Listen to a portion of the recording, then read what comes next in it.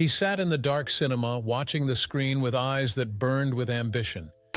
He was just a 12-year-old boy in a cold, gray city, but his mind was on fire. Most kids in that theater were screaming for the singer on stage, but this boy was planning. He watched the man in the pink jacket shaking his hips and thought a thought so bold it would change music history.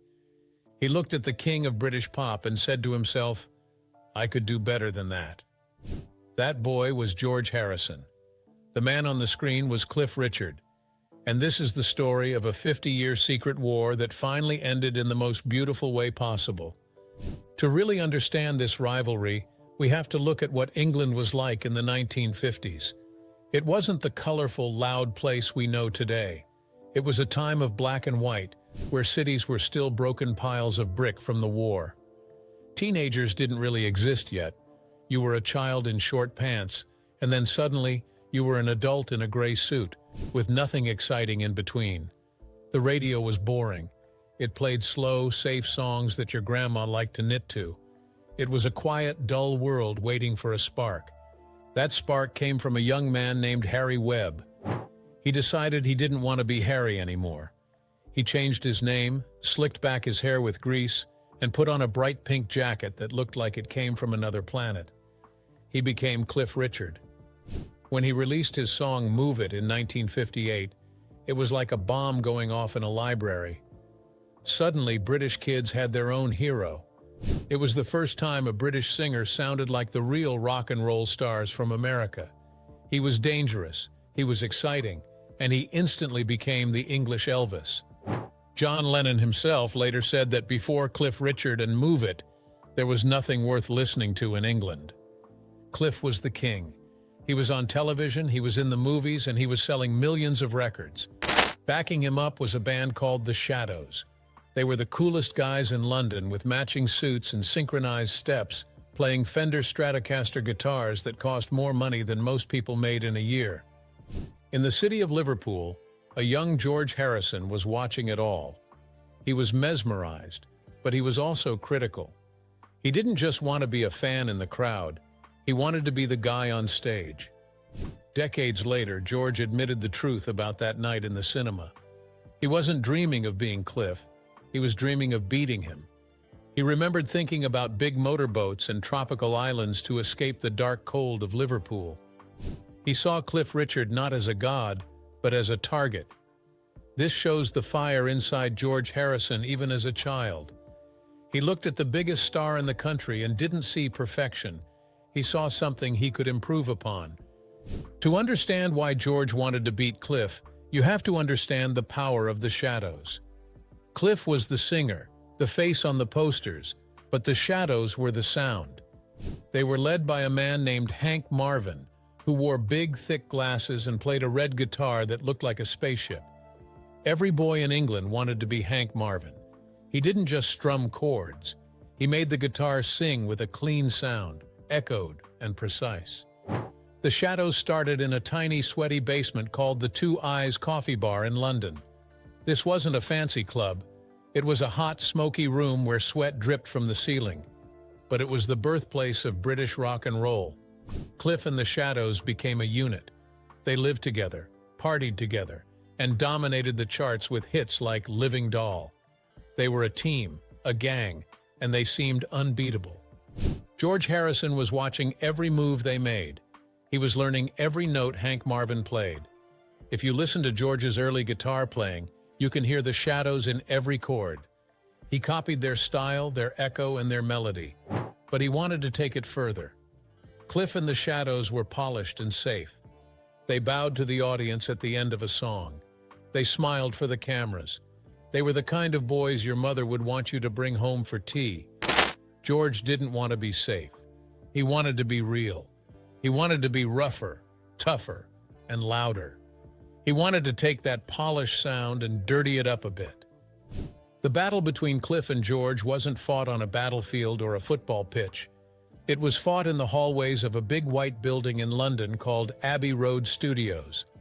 This was the factory where hits were made, and for a long time Cliff Richard felt like he owned it. He had been recording there since 1958. He knew every doorman by name. He knew the tea ladies who brought the biscuits. He knew exactly which floorboards creaked in Studio 2. Studio 2 was the best room. It was big, high-ceilinged, and had the perfect sound for rock and roll. Cliff Richard was always in Studio 2. It was his second home. But in 1962, everything changed. A new band from Liverpool arrived. They were loud, they had funny haircuts that covered their foreheads, and they were ready to take over. They were the Beatles. At first, Cliff didn't take the Beatles seriously. Why would he? He was the king, and they were nobodies from the North. Cliff admitted later that he laughed when people asked him about the Beatles. He made a joke that he probably regretted for years. He said, "I don't think they're going to make it," and claimed their name sounded like something you tread on, like a bug. He dismissed them as insects. He thought they were a passing fad. But the joke was on him. The Beatles started taking over Abbey Road. They started booking Studio 2 for weeks at a time. Cliff found himself pushed out of his favorite room. There was a polite but tense war in the hallways. Cliff met Paul McCartney one day, and Paul complained that every time the Beatles called the studio to book time, Cliff was already in there. Cliff fired back, saying that every time he called, the Beatles were in there. It was a very British fight. Polite smiles on the surface, but underneath, there was real tension. The Beatles were stealing his studio time, his engineers, and his crown. George Harrison walked those hallways with a smirk. He was the kid who said he could do better, and now he was walking into Cliff's territory and taking over. The Beatles didn't just steal Cliff's studio time, they stole his sound. In 1961, before they were megastars, they recorded an instrumental track called "Cry for a Shadow." It is a very special song because it is the only track credited to both George Harrison and John Lennon together. But look at the title, "Cry for a Shadow." It was a direct message. It was a tribute to the Shadows, but it also felt like a bit of a tease. On that track, George played exactly like Hank Marvin. He used the echo, the whammy bar, and the precise picking style. He was showing Cliff and the Shadows that he could play their game. He was saying, "Look, I can do exactly what you do." It was a flex. It was George showing off his skills to the masters. However, the Beatles didn't stay in that shadow for long. They evolved. They ditched the matching gray suits and the synchronized dance steps. They started wearing their own clothes and growing their hair long. They started writing their own songs about their own lives. This widened the gap between them and Cliff. Cliff was a singer who relied on songwriters to give him hits. He needed a band to play for him. The Beatles were a self-contained unit. They wrote the songs, they played the instruments, and they sang the harmonies. That independence made them unstoppable, and Cliff watched with growing fear. Cliff Richard was terrified as he watched the Beatles rise. He wasn't just jealous, he was scared for his career. He admitted in his autobiography that he felt a cold fear when he heard them on the radio. He realized he was no longer the only big star in the sky. The sun was setting on his empire, and a new day was dawning for the Beatles. He had to fight for his life. He couldn't just coast on his old hits anymore. He had to make better movies, so he filmed Summer Holiday. He had to record better songs. The rivalry pushed him to work harder than ever. If the Beatles had never existed, Cliff might have become lazy. He might have faded away into history. But because George Harrison and his friends were chasing him, Cliff had to keep running. While Cliff tried to be the perfect pop star, George was running in a different direction. He was trying to escape the pop star life to become a true artist. Despite the competition, they weren't enemies who never spoke. They lived in the same world, shared friends, and even shared staff. And one night, that shared world led to a secret collaboration. There is a secret connection between them that happened during the recording of Sgt. Pepper's Lonely Hearts Club Band, the album that changed the world in 1967. One of the most beautiful and sad songs on that album is "She's Leaving Home." It tells the story of a girl running away from her parents with a beautiful harp and string arrangement. The Beatles were working fast and chaotic during these sessions. One night, they were ready to record the strings for She's Leaving Home, but their usual engineer, Geoff Emerick, wasn't available. He was busy or away. The Beatles didn't want to wait. They wanted to record now. So who stepped in to save the day? It was a man named Malcolm Addy. And who was Malcolm Addy? He was Cliff Richard's engineer. He was the man who made Cliff's records sound so clean and perfect. He stepped in and turned the knobs for the Beatles. It's a small detail, but it shows how close their worlds were. They were using the same ears, the same technology, and the same people. George Harrison was in the studio, listening to the sound that Cliff Richard's guy was creating. It proves that despite the rivalry, they were all part of the same Abbey Road family. When the Beatles broke up in 1970, it was a bitter time. They were suing each other, shouting at each other, and generally being miserable. George Harrison escaped the madness by recording his masterpiece solo album, All Things Must Pass. It was a triple album filled with deep spiritual songs about God and life. But hidden on the third record, which was mostly jams, was a short, strange track called It's Johnny's Birthday. George recorded it as a 30th birthday gift for John Lennon. It was meant to be a fun, silly little tribute. But the melody wasn't new. George didn't write it. He stole the melody directly from Cliff Richard. The melody was from the song Congratulations, Cliff Richard's massive 1968 hit. Congratulations was the song Cliff sang at the Eurovision Song Contest. It was cheesy, catchy, and known all over the world. Why would the cool, spiritual George Harrison sing a Cliff Richard song? It proves that Cliff's music was stuck in George's head. You can't escape a melody like that. George was poking fun, teasing Cliff about his pop song, but he was also acknowledging that Cliff was an undeniable part of the British landscape. It was a bit of a friendly jab. However, this prank got George in trouble. He thought it was just a joke, but the songwriters of Congratulations, Bill Martin and Phil Coulter, didn't think it was funny.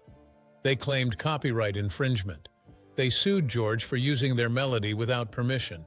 It was a funny twist. George, trying to be cheeky, ended up paying for it. He had to give them writing credits and royalties on his album.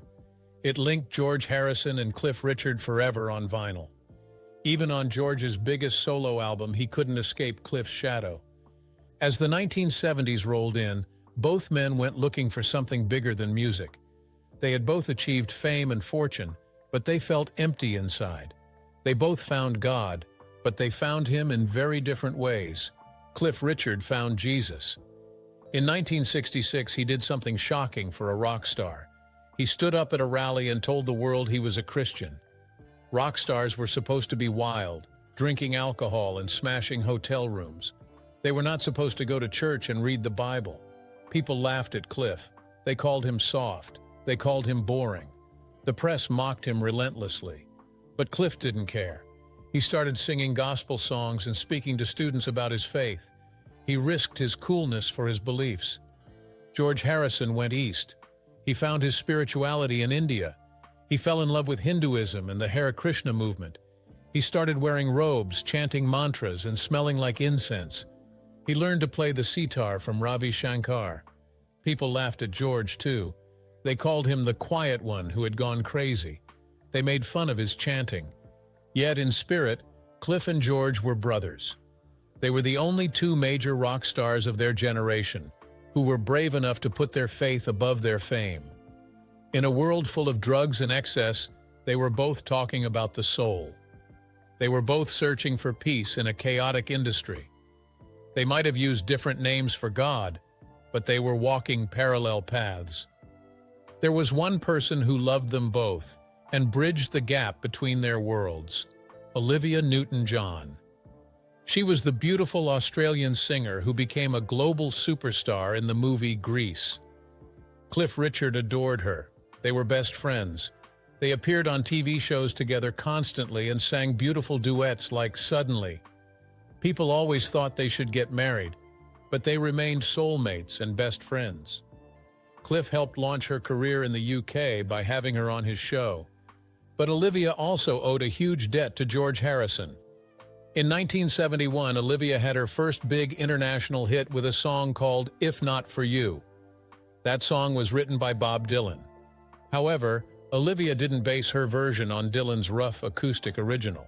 She based it on George Harrison's version. George had recorded If Not For You for his All Things Must Pass album using a very specific slide guitar sound.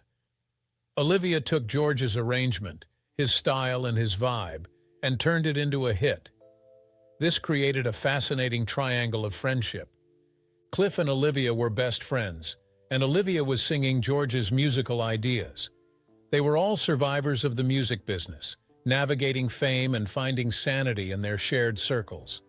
They likely attended the same dinner parties, shared the same stories, and understood the unique pressure of being a superstar. In the mid-1980s, the history of British rock converged in a massive musical called Time. It was created by Dave Clark of the Dave Clark Five, another rival band from the 60s. Dave Clark wrote a crazy sci-fi spectacle about a rock star in space who has to defend the Earth. It was huge, expensive, and featured a giant holographic head of Laurence Olivier. And who was the star? Cliff Richard. Cliff played the rock god, swinging from ladders and singing huge anthems in a futuristic silver suit.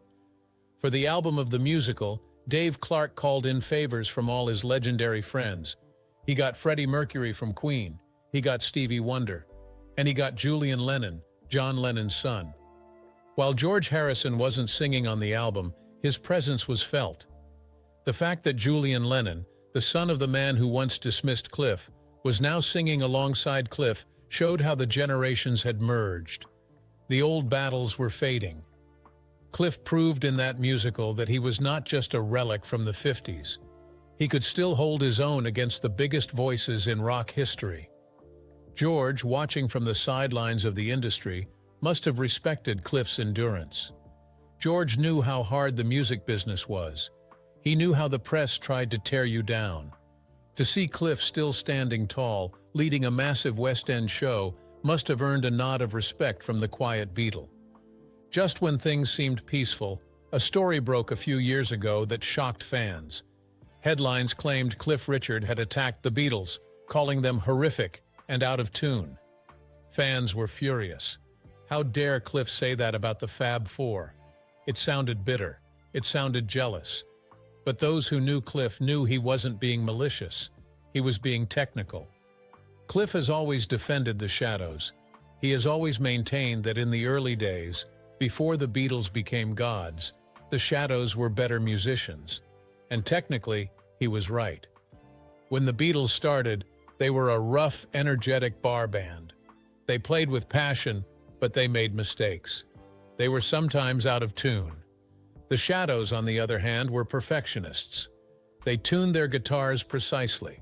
They played every note clean. George Harrison knew this better than anyone. That's exactly why he wanted to improve. He saw the perfection of the Shadows and wanted to match it. Cliff wasn't being mean. He was reminding the world that before Beatlemania, there was the professional perfection of the Shadows. He was standing up for his band, just as George would have stood up for his. In his final years, George Harrison retreated from the world. He bought a giant Gothic mansion called Friar Park in Henley-on-Thames. It was a castle with caves, underground lakes, and gargoyles. But George didn't care about the fancy house. His true passion was the garden. He spent all his days planting trees, digging in the dirt, and designing landscapes. He loved his garden more than he loved his guitar. He often said he felt closer to God in the garden than anywhere else. He wasn't a rock star anymore. He was a gardener. Cliff Richard also found peace in nature. He bought a vineyard in Portugal. He spent his time watching grapes grow and making wine. It is poetic that these two city boys, who spent their youth screaming into microphones and dodging screaming fans, ended up finding silence in the soil. George the Rebel became a gentle gardener. Cliff the pop star became a winemaker. They both found that fame was hollow and that true peace came from the earth. When George died in 2001, Cliff was deeply saddened. He didn't speak about their rivalry or the charts. He simply said George was a beautiful guy full of love for humanity. He respected the man George had become. Now, at 85 years old, Cliff Richard has released a book called A Head Full of Music. In this book, he looks back at the songs that shaped his life, from Elvis to the Everly Brothers. But the most shocking revelation concerns George Harrison. For years, people thought George looked down on Cliff. They thought George was too cool, too artistic, too Beatle to care about Cliff Richard. But Cliff reveals a secret conversation that changes everything. He shares a memory of a time when the barriers were down and the truth came out. George Harrison once said 4 words to him that Cliff has never forgotten. George said, "No shadows, no Beatles." This is a bombshell. The quiet Beatle, the serious artist, admitted that without Cliff Richard and the Shadows, the Beatles would not exist. He acknowledged that Cliff paved the way. He admitted that the Shadows showed them how to be a band. Cliff writes about this with immense pride. You can feel the emotion in the pages. The boy who sat in the cinema thinking, "I can do better," eventually grew up to say, "I couldn't have done it without you." It was the ultimate sign of respect. It wasn't about who sold more records or who was cooler. It was about acknowledging the lineage. Cliff was the pioneer, and George was the one who took the torch and ran with it. This story matters because it teaches us a vital lesson about success and rivalry. We often think rivals must hate each other to be great. We think that for one person to win, the other has to lose. We think of Lennon versus McCartney or Blur versus Oasis. But Cliff and George show us a different way. They competed, yes. George wanted to beat Cliff. Cliff ran faster because George was chasing him. But that competition didn't destroy them. It built them up. They sharpened each other like iron sharpens iron. Because of George Harrison, Cliff Richard had to make better records and stay relevant for decades. Because of Cliff Richard, George Harrison had a standard to aim for and surpass. In the end, they were on the same team, 2 British boys who conquered the world with guitars.